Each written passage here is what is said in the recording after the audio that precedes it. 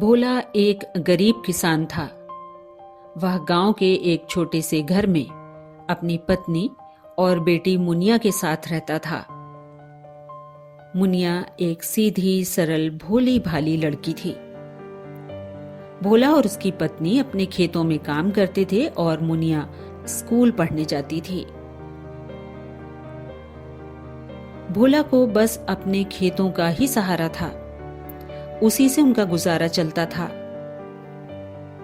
एक दिन मुनिया देखती है कि उसके माँ और बाबा बहुत परेशान हैं। दोनों बातें कर रहे हैं कि इस वर्ष खेतों में उपज अच्छी नहीं हुई है, फसल बहुत कमजोर है, गुजारा करना मुश्किल हो जाएगा। कहाँ जाएं?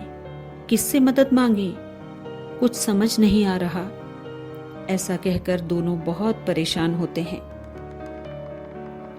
माँ बाबा की बातें सुनकर मुनिया भी परेशान हो जाती है।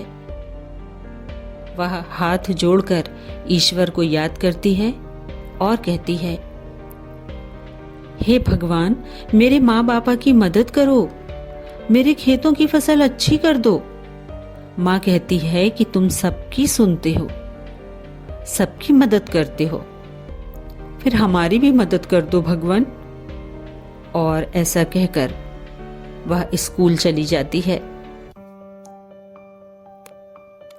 फिर जब वह स्कूल से लौटती है तो रास्ते में उसे एक बाग दिखाई देता है।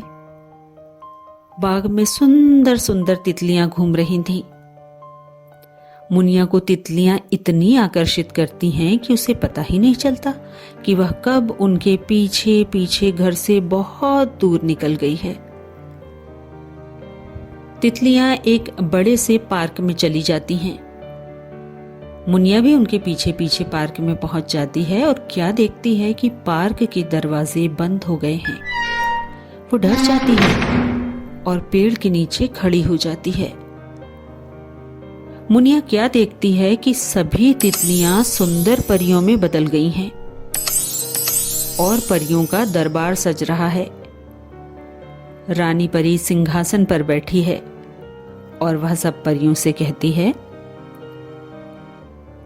मेरी प्यारी परियों, ईश्वर ने हमें इंसानों की मदद के लिए बनाया है, इसीलिए जब कभी किसी इंसान पर संकट आए तो उसकी मदद जरूर करना। मुनिया ये सब सुन रही थी। वह हिम्मत करके रानी परी के पास जाती है और रानी परी को अपने खेतों की फसल के बारे में बताती है। वो कहती है, रानी परी, हमारे खेतों की फसल खराब हो गई है। मेरे माँ बाबा बहुत परेशान हैं। क्या आप हमारी मदद करोगी?